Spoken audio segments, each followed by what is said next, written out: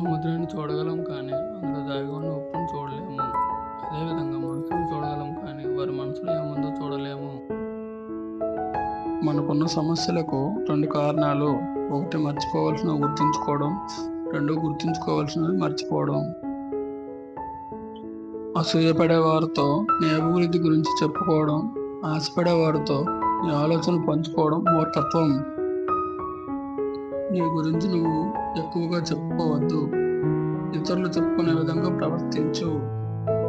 యుద్ధం తప్పదు అంటే అరచేయి కూడా ఆయుధం అవుతుంది. వద్దనుకుంటే గొడ్డలు కూడా కట్టెలు కొడుతుంది. సంకల్పం ఒక్కటే నిజం, మిగిలినదంతా కల్పితం.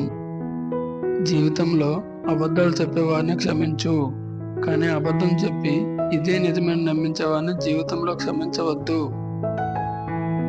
అబద్ధం అప్పు వంటిది. అవసరానికి ఒకసారి అబద్ధం ఆడితే ఇంకా దానికి వడ్డీ కట్టినట్లు మరికొన్ని అబద్ధాలు ఆడక తప్పదు. కోపం తెచ్చుకునే హక్కు ఎవరికైనా ఉండవచ్చు, కానీ ఆ కోపంతో క్రూరంగా ప్రవర్తించే హక్కు మాత్రం ఎవరికీ లేదు.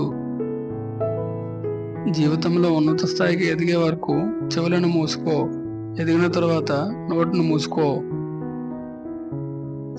నువ్వు మొదలు పెట్టాలంటే గొప్పవాడు అవ్వనక్కర్లేదు, కానీ గొప్పవాడు అవ్వాలంటే మాత్రం ఖచ్చితంగా మొదలు పెట్టాలి.